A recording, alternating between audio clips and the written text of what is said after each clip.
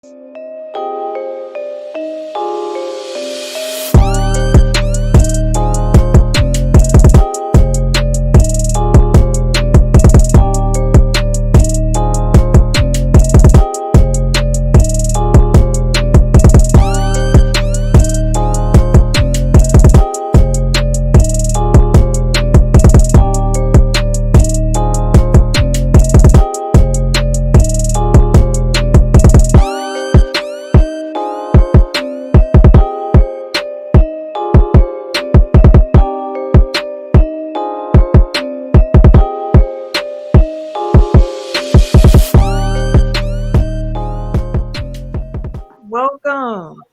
to an episode of TECK Foul Overtime. You know, the sports podcast you never knew you needed, exclusively on TGN Sports and the TECK Foul YouTube page. And it's your boy TIMKINZ, the number 3, aka Ass Ketchum, aka Mr. Give It To Me. Hello to the exclusivity of that Give It To Me. I am the Air J. Only known as The Air J. And I'm Camille, point guard of the crew, the real life Tifa Lockhart, the girl next door. You know, holding it down for all the women who love sports. And it's your boy K Harris, the gentleman. The gentleman. The everyday gentleman. 24/7. But better known as K Diddy. Take that. All right, y'all. First, we want to say thank you to everyone who tuned in to our very first episode of Overtime. You know, the NBA season check-in. That was some good stuff there. I appreciate all the feedback. Those in the live comments, I made sure to peek my head in there, and I saw we caught some heat for not giving DeMar DeRozan any play when we were talking about our MVPs. But I stand by it. Yeah, I regret nothing. I said what I said. I said everything I said. Okay. So this week, what we're going to be doing is a mailbag episode. We went to our Facebook group, really the namesake of this second show for us, and asked them if they had any questions for us. So we're going to answer those questions and have a good conversation. Now, on our weekly show, we open up with the game to kind of get the blood flowing, the juices going in regards to some kind of sport topic. Eric, do you got one for us for today? I'll give y'all some options. So we can name WWE tag teams. Ooh.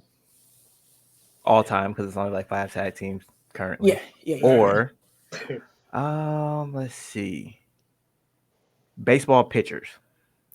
I will lose that immediately. I vote for tag team. I got 10 pictures on top of it. You think? Bro, I can give you maybe 2. I got 10. But no, we can do tags. Tag team's fine. Yeah, let's do these tag teams. So we're going in tech order. So Tim, Eric, myself, and then Ken. I got to get my pointing direction right. Then Ken. Tim, give us a tag team. The Usos. Headbangers. Edge and Christian. The Outsiders. The Hardy Boys. Dudley Boys. God dang you. Steiner Brothers. Brothers of Destruction. Ooh, APA. Harlem Heat. Why are you taking all of mine? Oh, hell no. Oh, shit. Team L no. Motherfucker. You out. Damn. Tim, you about to be out. Los Guerreros. The Mysterios. I'm about to say the Street Profits. Viking Raiders. Street. Me out. I didn't say it. Your time up. Your time up too. The Young Bucks. Jurassic Express. The Hart Foundation.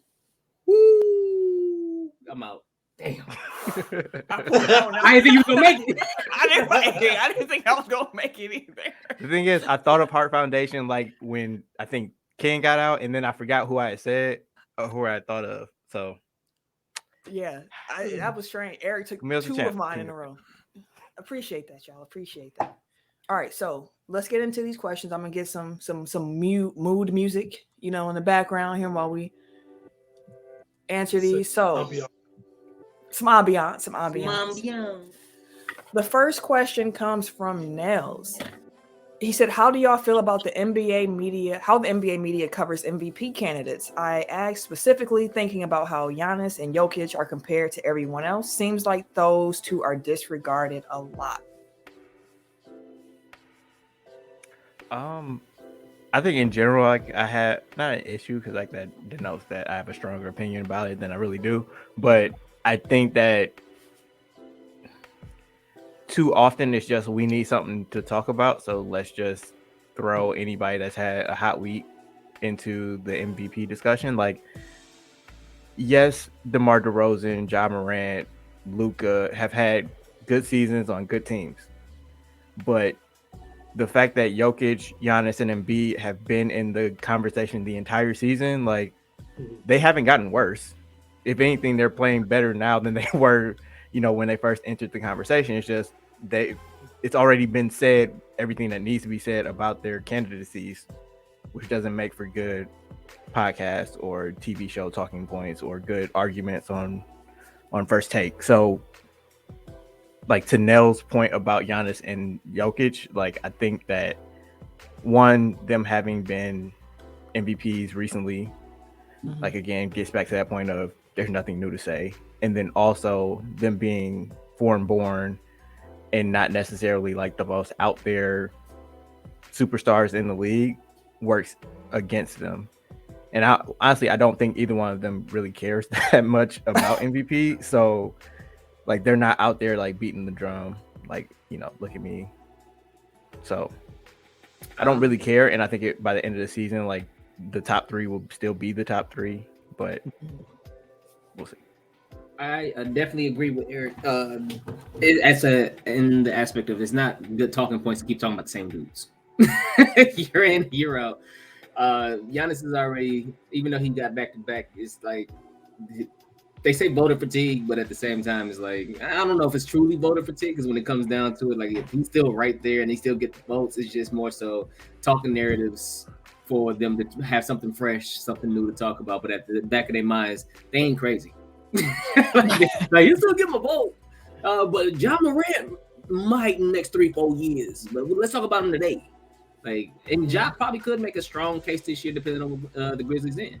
But as of right now, if his team don't finish any higher than the Bucks or the Nuggets or I think they will. I'm just saying, like that's 3 or 4 other teams that's in the top of the standings as well. Like, we'll see how they go. I mean, Memphis is.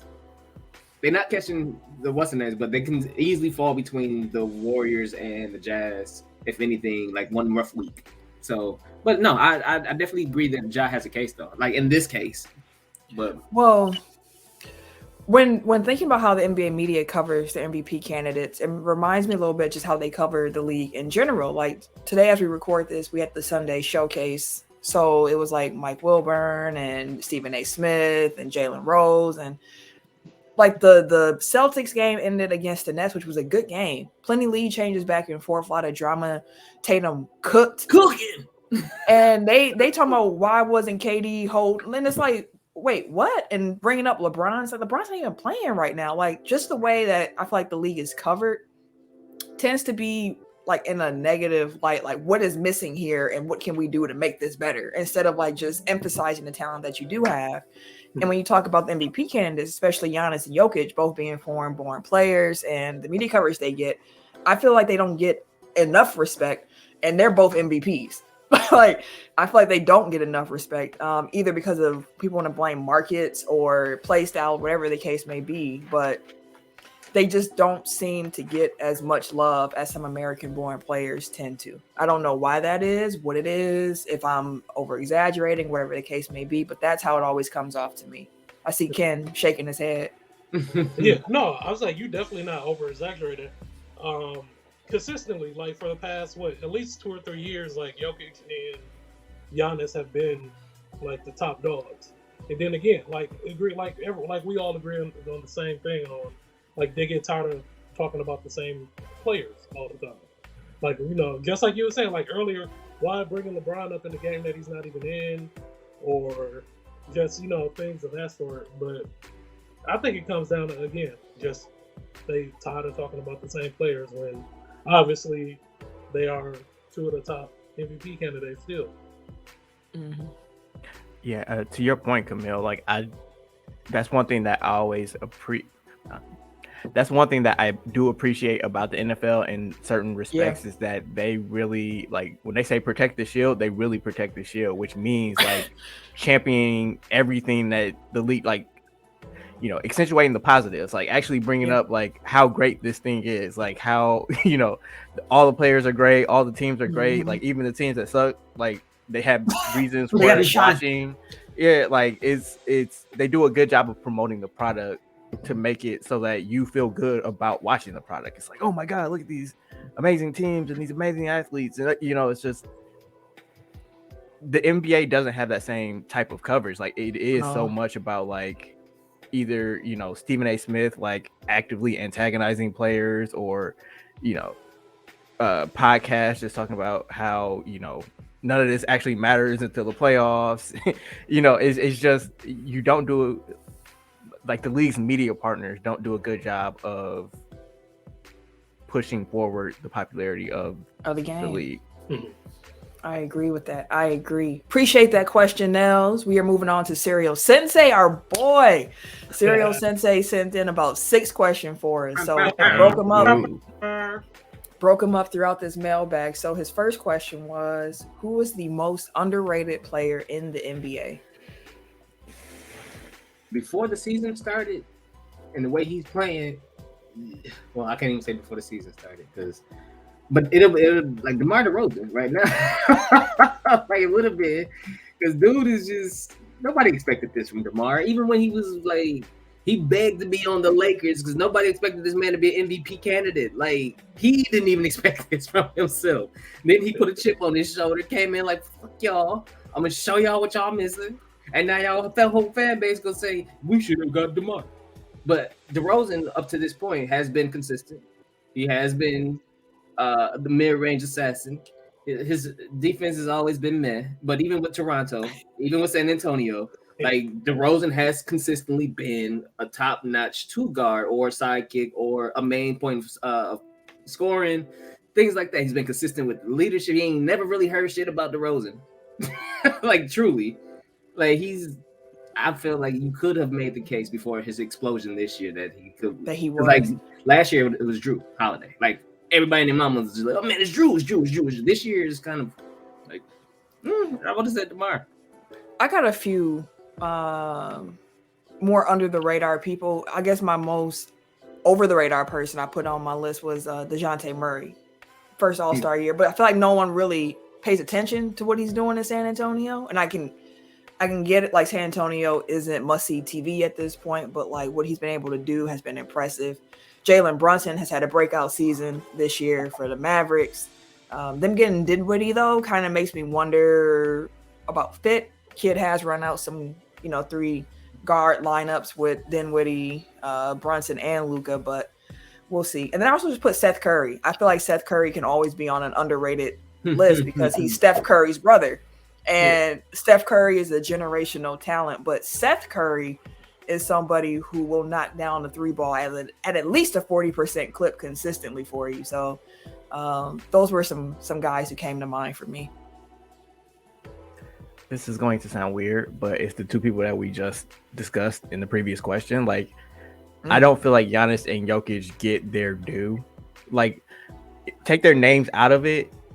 Like, if somebody told you there's a guy who in the last 3 years has won 2 MVPs, a Defensive Player of the Year, a Finals MVP, a title, All-Star Game MVP, you'd be like, oh, that's clearly like the face of the league, right? Like, he's 27 years old, like, but he's not looked at that way. It's only, again, going back to our point, like, it's only looking at the negatives. Well, he can't shoot, and he takes too long on his free throws.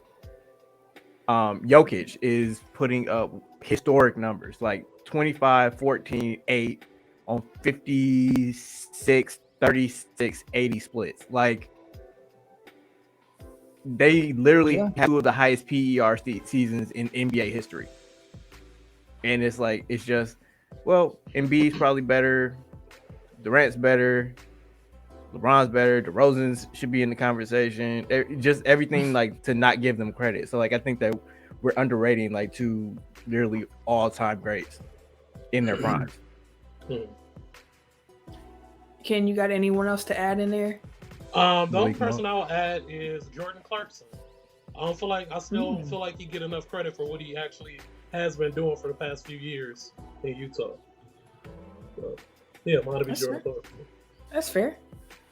As I mentioned, Serial Sensei hit us with a few, so right back to his next question. What are y'all's thoughts on the White Man Can't Jump reboot with Jack Harlow? I'm gonna let Ken go ahead and talk about this first, because I think you a Jack Harlow fan, ain't you? Hey, yes, I was just gonna say that. Like, that's my dude. Like, my man's be spitting. But White Man Can't Jump, I don't know, man. Like, everything don't need a reboot. Like, everything. You can't even make that now. It don't even make sense now.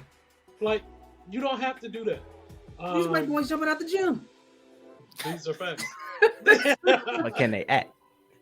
Hey. You ain't got to make a movie about white boys that can't jump when they all jumping out the goddamn gym. Back in the day, in the 90s, yes, they couldn't jump, bro. Like, yeah, they were getting dunked on and shit because they couldn't leave the ground more than like half a foot. Today, maybe I put some respect on Tom Chambers' name. Hey.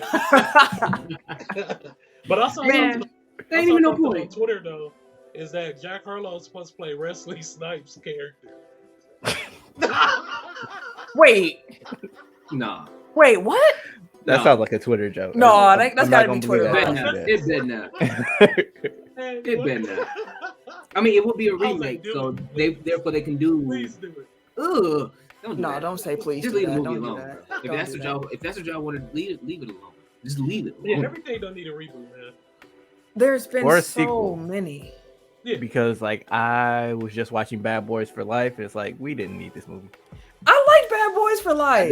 I enjoyed it. I enjoyed it. We ain't need that movie. They turned Bad Boys into Fast and the Furious. Like that's that what was Mike Lowry featuring his son. With a cameo from Martin Lawrence. It was plenty Will in that movie. But yeah, there's just so many reboots, and all reboots aren't created equal, in my opinion. Because, for example, I am a big fan of the Bel Air Fresh Prince reimagining. Yeah, really good. And there are some people who I've seen who are just like, I don't want to see this trash, and it's like a lot of taking a sitcom and turning that into a drama to explore certain themes that you couldn't explore before is a lane. I'm like, okay, that makes sense. Don't just retell me the exact same story again. But I have one very small nitpick about that. Yeah. I feel like every scene is like a life lesson. At least I've only been through 2 episodes so far, but I feel like every scene is like, you got to be a man and make good decisions. It's like, okay, we get it. Seriously. I've enjoyed it. So I was saying this, the first 2 episodes of Bel Air, I was kind of like, okay, this is all right. And it was the 3rd episode that made me go like, okay, now I'm curious to see how this plays out. And as it's continued to go, I'm like, yeah, they're landing into that drama. And I think that's the way you have to do something like that when you're using characters that are beloved and this and that. But I just jotted down some reboots that came to mind. I'm like, do we need this many reboots? As I mentioned, Bel Air, we got a Saved by the Bell reboot. Dexter came back. Sex in the City got a reboot with And So It Goes, and then I forget what it's called exactly. I was about to start watching it. Then I asked Sam to watch that. She said I watched it. Wait, I asked her to watch it. She said I don't want to see that shit. I go to work, come back from lunch.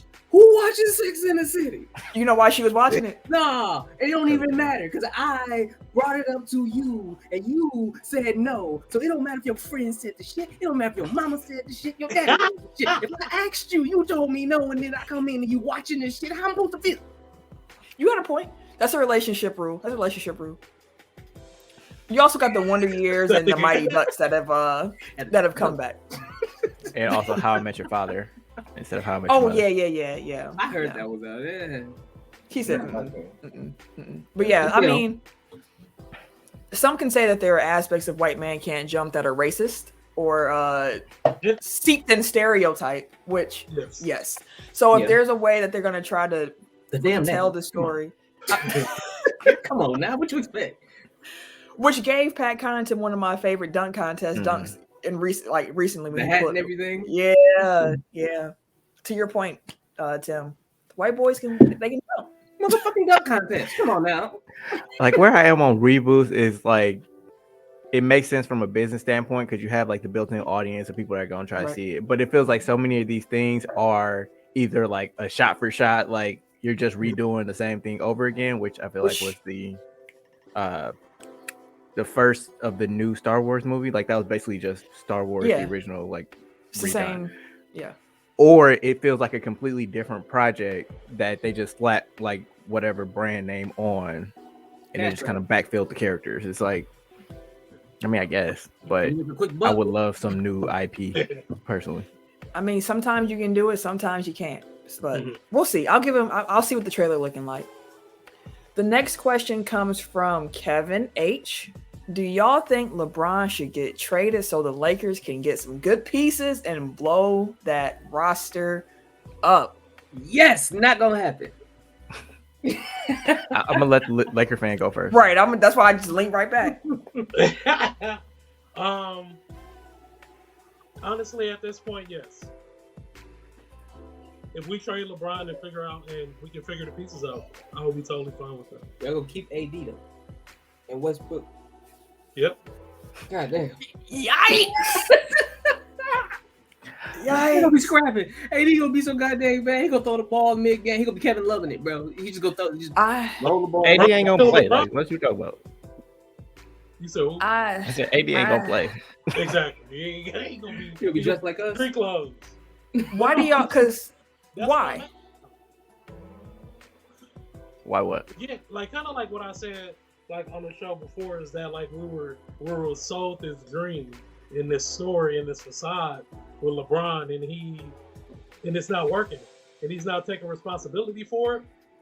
So if he took ownership for like, yo, my bad, but this Westbrook trade literally can come down to being one of the worst trades to damn near ever happen. And then for it to happen to the Lakers at a time that we have LeBron James, like that's bullshit, yo. He can't even fix it. So I think that the Lakers are pot committed because it's like they've traded all their first round picks through 2026. Yep. So it's like you can't even like be like, okay, we'll blow it up because like you can't tank. Like you kind of got to keep pushing because like there's no trading to OKC and get all them picks. No trade clause. He ain't going there. That's all. It ain't gonna happen. But at least I'm pretty sure he got no trade clause, don't he? Nope. He don't. No, but he has the leverage of I'm not going there. Like it ain't like they can just trade him unilaterally. Yeah, unwritten, no trade clause. It's LeBron James. Like he ain't going to OKC. But the thing is, like I said, like they're pot committed. Like they don't get the benefit of starting over and rebuilding because they don't have control of their own picks.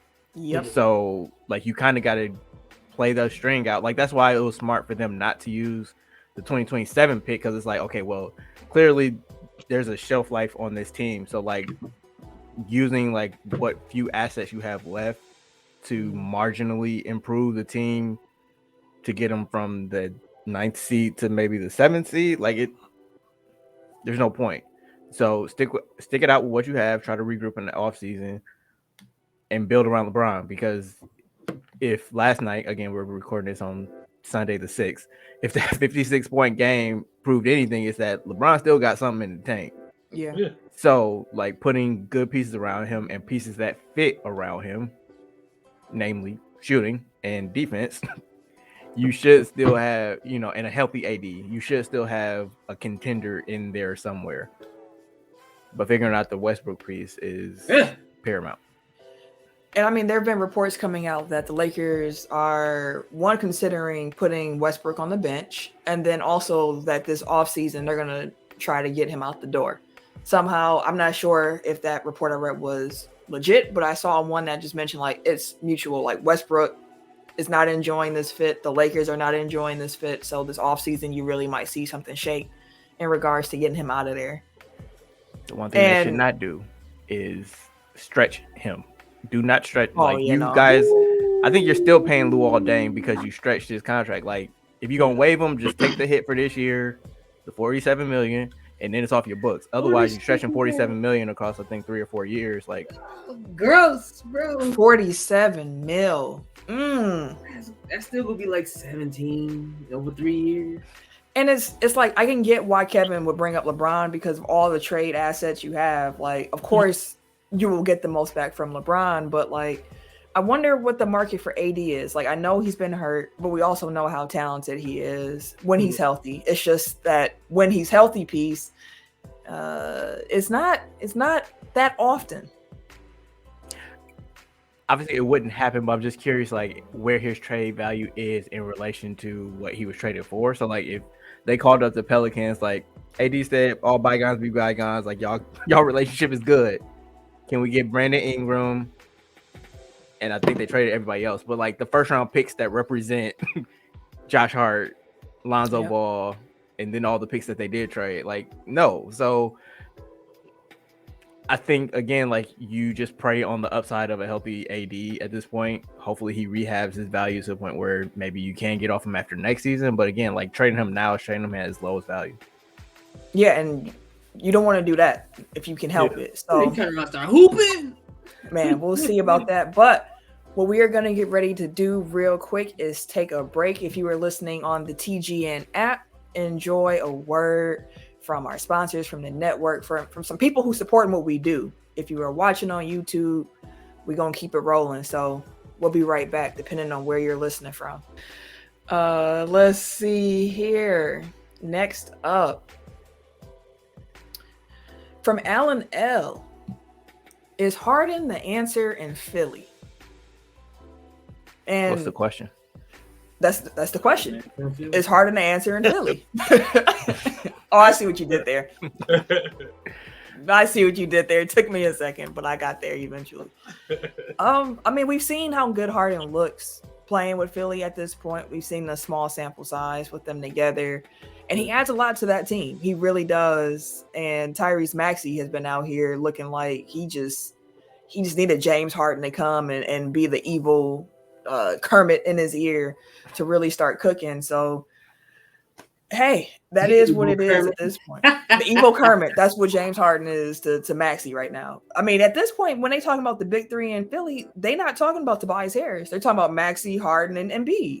So I think he gives them a dimension that they definitely need in a shot creator, and someone who just demands respect from the defense.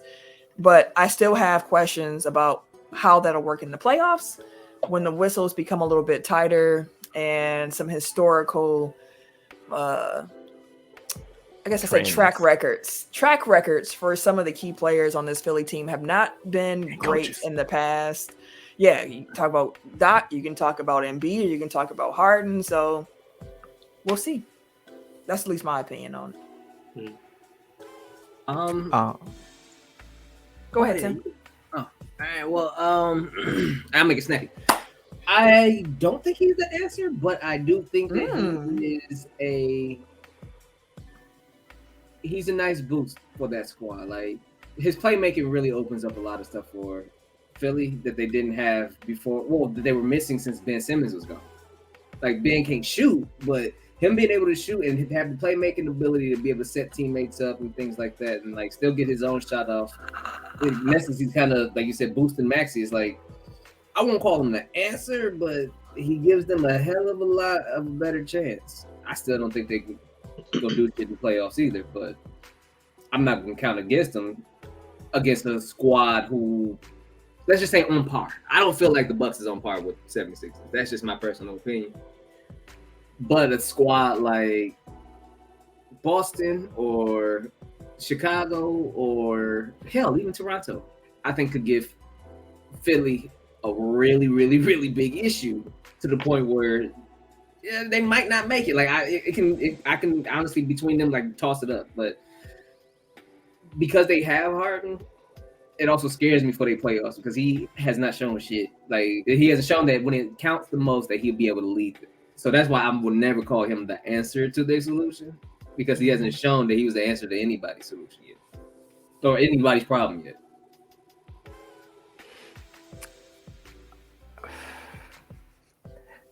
I'm keeping in mind that they were basically getting a 0 from that spot Yeah. up until now.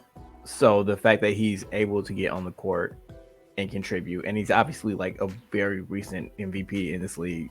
Like, I mean, so is Westbrook, but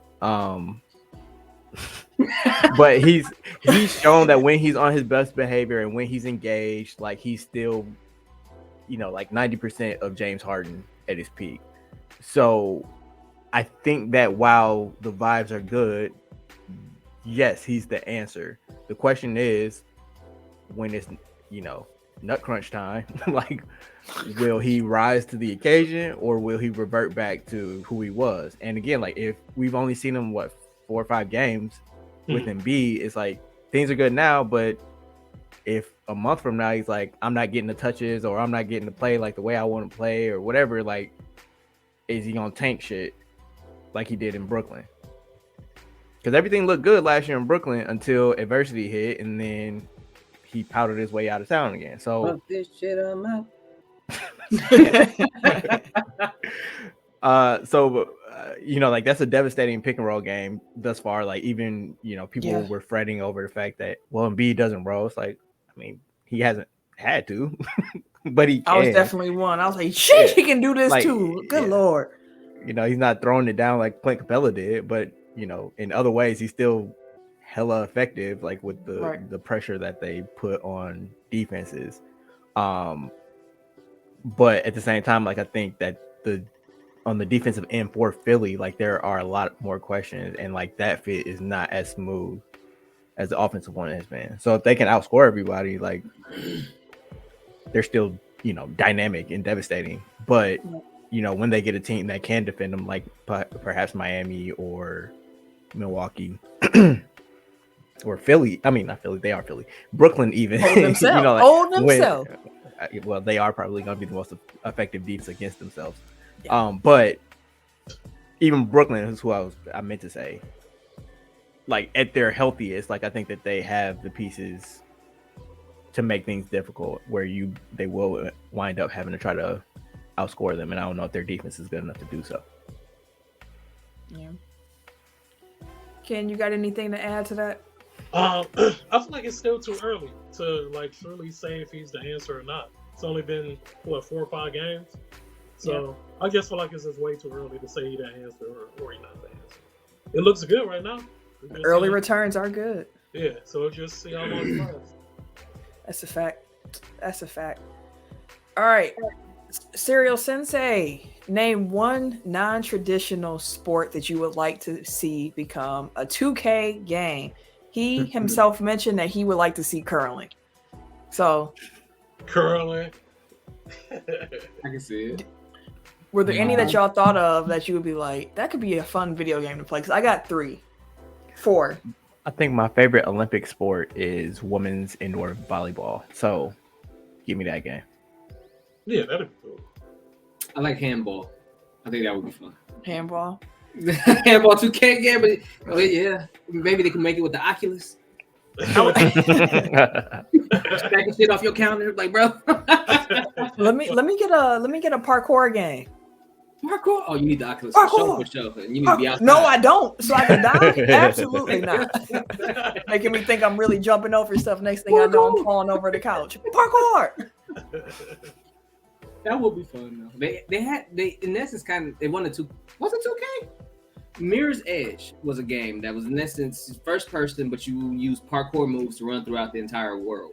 But I don't know if it was made. It might have been Visual Concept, which 2K now owns. But I never heard of that. I can see the kinds. Mirror's Edge was dope. It was a good game. I can see that. I like that in you. I like that in you. Ken, you got any non-traditional sports you want to see as a video game? The only one I can really think of was dodgeball. That'd be. That would be fun. Yeah, dodgeball would be dope. I also wrote down Ultimate Frisbee. And Ultimate Frisbee. and cornhole. Or as I call it, bags. Yeah, cornhole on the Oculus would do numbers. Even on the Switch, where you can actually like throw the bag. So thought that was kind of fun. Ultimate Frisbee would be dope. I ain't played that in so damn. I was cold at Ultimate Frisbee, right? I was like, launch that bitch. Anything we're running, that's in Tim's wheelhouse. I used to overrun them sometimes though, because Frisbees just die. You know what I'm saying? Just start coming. God damn. I bet. I bet. Ooh, tag. Ooh. Oh yeah, tag. Tag 2K.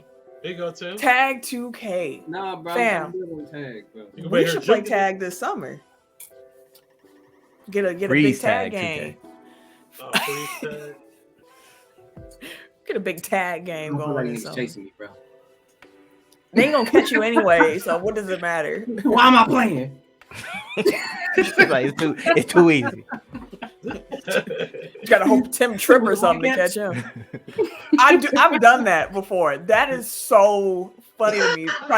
Trying to swerve like this. You ain't gonna catch me, baby D. We sitting looking at him, bro. What the hell you doing?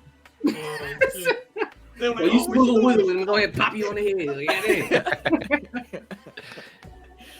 All right, Serial Sensei also wanted us to answer this. Who do you think will make a deeper playoff run between the Sixers and the Nets? Are the Nets even gonna make it? Yes. Yeah, they one game be under 500, but they'll make it. They'll make it. Because if they in the play-in, I don't think they're gonna lose, and they're gonna get that spot. If they in the play-in and they play the Raptors.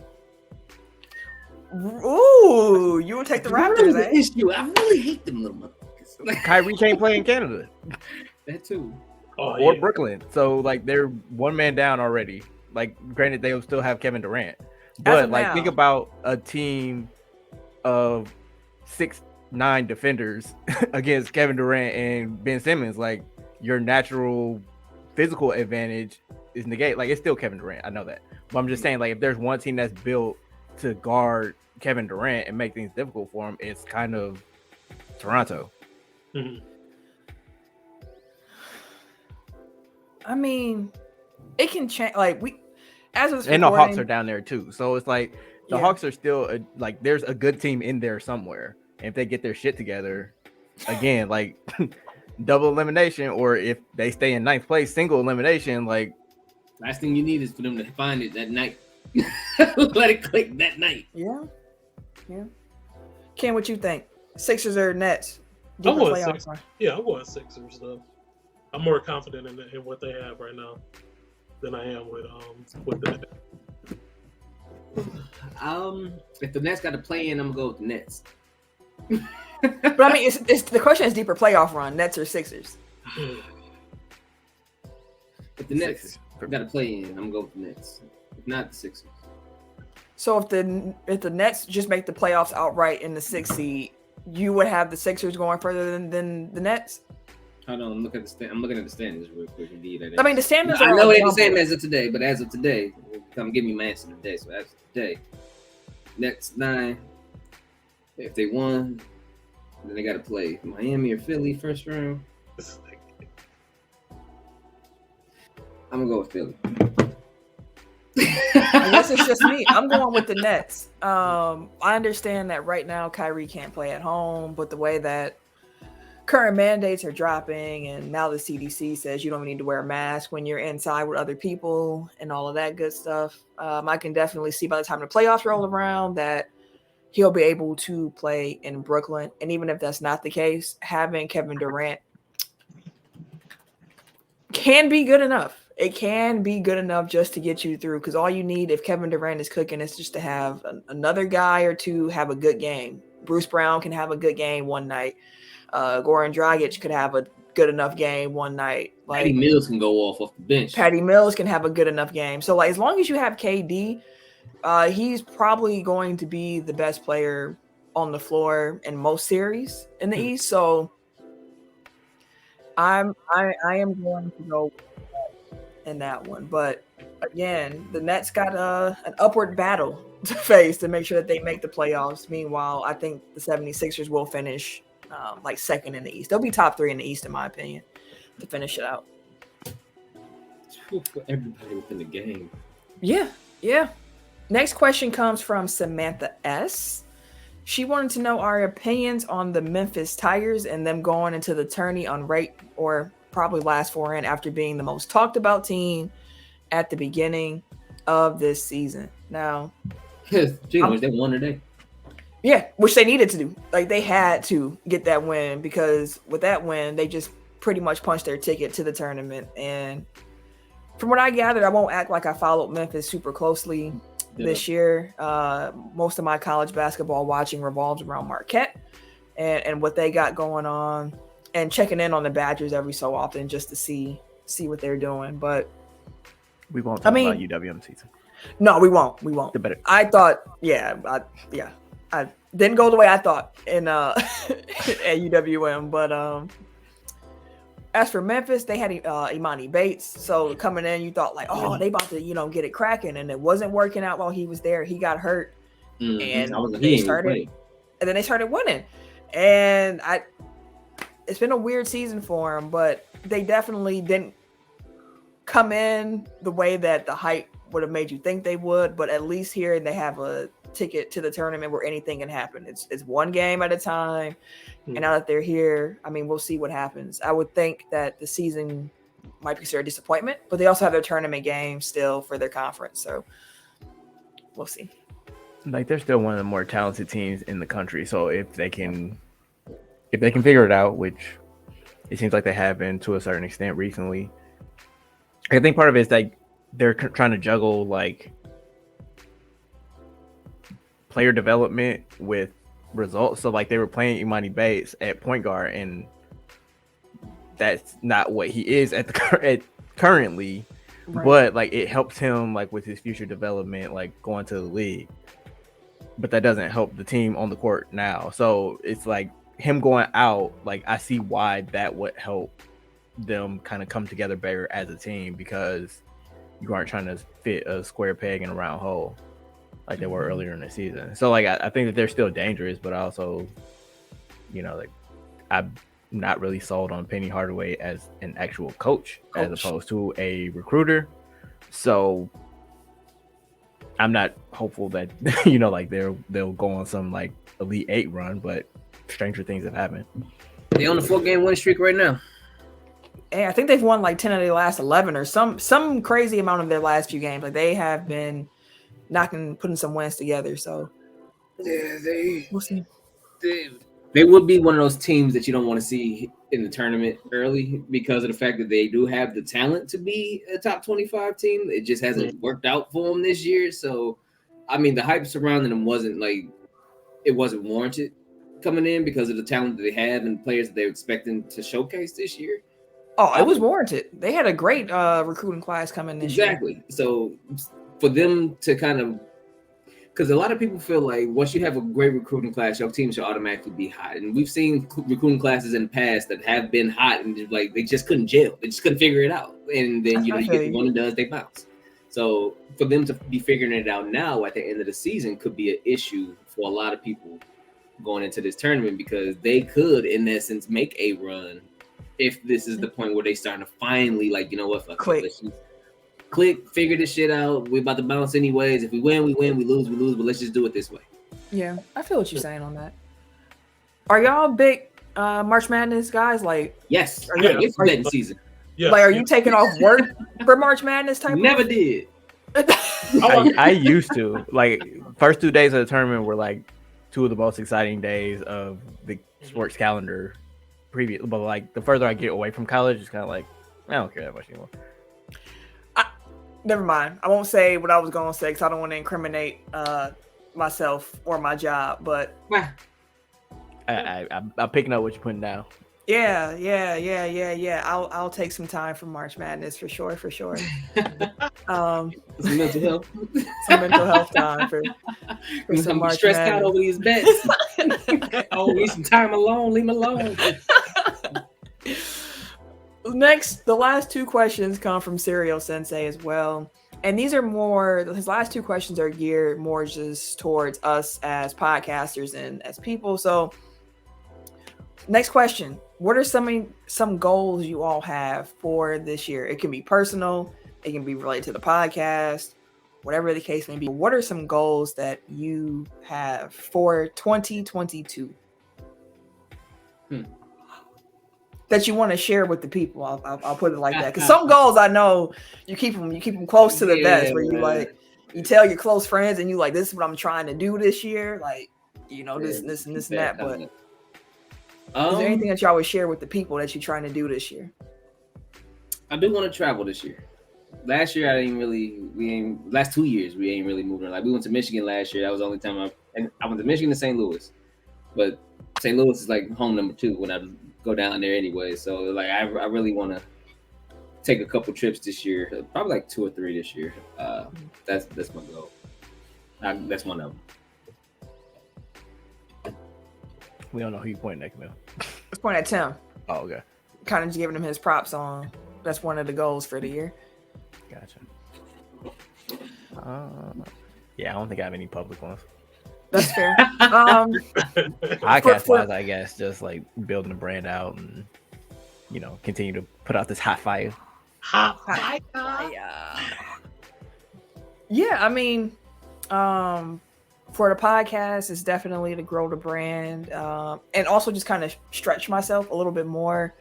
I feel like in his next question, elusive, we've been doing this for a while. And one thing with podcasting is like, it's hard to be consistent. And we've been consistent for the most part when it comes to dropping episodes every week for 5 summers. Hey. Tech Foul coming through, being consistent week to week. Like there's some podcasts that we started afterwards and we have lapped them in episode count at this point. And that's not even including the bonus content that we used to do just as bonus episodes and not counted as a weekly episode. And now we got a whole second show that's exclusive to TGN Sports and our YouTube. So I guess for my podcast goal, I'll definitely say it's growing the YouTube page, growing that aspect of our work, because I personally believe that we are better in video than we are in just audio. And that's a big compliment because we are dope in an audio only format. It's just that I feel like, I don't know where to disappear to, but I just feel like as a cast with our chemistry, how we play off of each other, the facial expressions, the movements and whatnot, it makes the audio, it enhances what we're saying because we have great chemistry. And I think we're somewhat entertaining too when we speak. I even saw a comment on the first overtime episode when we were doing who he played for. And Eric asked about the Thunder coach and the facial reaction that Ken had. It made me like, I text the Tech Foul group, just the 3 of them, like, yo, I missed that in live time. When I saw it, I was dying. And then the first comment I saw in the video was, hey, Ken face when when Eric asked that question. And I'm like, I know. Like, so for me, I guess podcast goal is definitely to grow the YouTube presence. And the other one, which I always have, is make some money out of this. Yeah, I was just about to say, I want to start selling y'all some stuff. Hey. That's the goal. Yeah. Ken, what you got, personal or podcast? Personal goal, looking into the housing market. I got some more goals that I'm going to keep, to the chest. I feel you. But pod goals is kind of similar to like what y'all was alluding to. Stretching myself, becoming more like, I feel like now I'm like at a point that like I'm taking it like really serious, like what we doing and like podcasting and stuff like that. So just, involving, becoming better, growing, being better than what I am now. That's what's up. And then the last question that we have here from Serial Sensei. Now that you all have been podcasting for some years now, 5 summers. Well, 5 summers this summer. But what advice would you give to someone who is just starting out? Part of mine was in my last answer around consistency. So I'll let y'all go and then I can wrap it up. Be thoughtful. Listen to other podcasts. Still. And I mean that in the best possible way. Like look for inspiration from anywhere. Like you can be listening to a podcast and be like, oh, we could put our own spin on that. Like the game that we opened this podcast with, like I heard that from another one. I'm like, dude, this would be hilarious. Like if we tried it, and it'll be fun. And I think it'll be fun to listen to. So like be open to ideas, be creative. but be structured.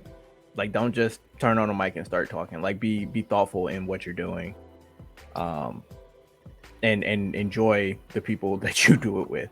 That's a fact. That's a big Yeah. That's usually a kill it. Like you can have all what you want to talk about all day, but if you ain't got that symmetry with the cast, like y'all, I can't stand old boy or I can't stand old girl, like it may not last that long and it may not work out that long. You'll be looking for replacements, and it's hard to find a replacement on something that you and somebody else was like they brainchild. Like if it's just all your brainchild, that's one thing. But if you're sharing that with other folks, it's hard for you to just try to take over it and just be like, this is how it's gonna go, like without any friction. And then you can't just replace the person because now the people that's listening may have enjoyed that last person more than this person, and now your product is going down. So, like, yeah, the cast would be huge. Absolutely. Yes. Casting is crucial. Yeah.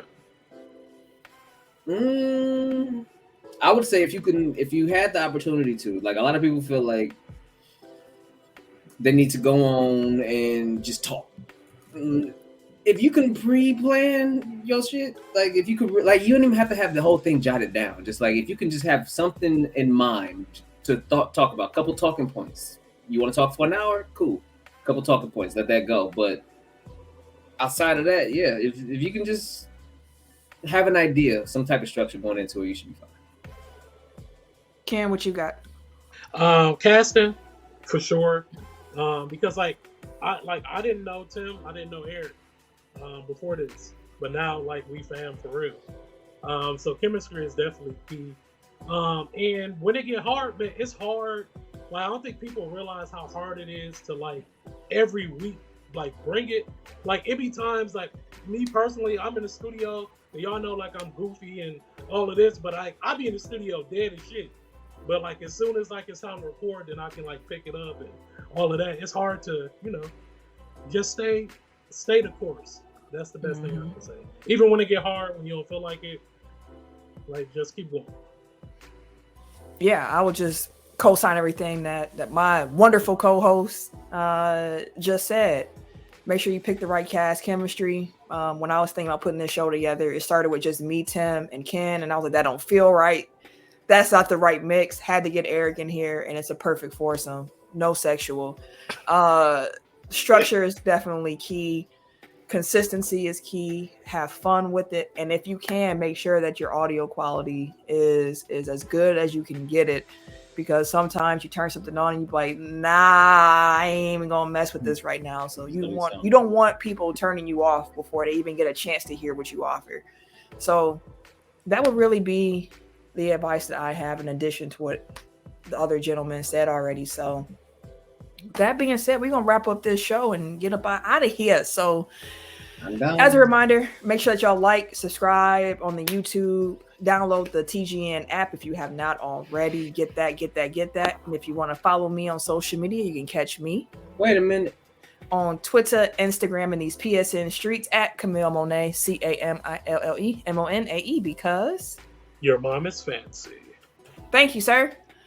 At your world champion Milwaukee Bucks burner on Twitter. That's all you get. Your everyday_gentleman on Instagram, K Harris 216 on Twitter and Snapchat. And it's your boy TIMKINZ, the number 3, aka Ask Ketchum, aka Mr. Give It To Me. I should holler at y'all folks in another day. We will see y'all on Wednesday for our weekly episode. Get y'all a double dose of Tech Foul in whenever you can. Peace out, y'all. For free. For free.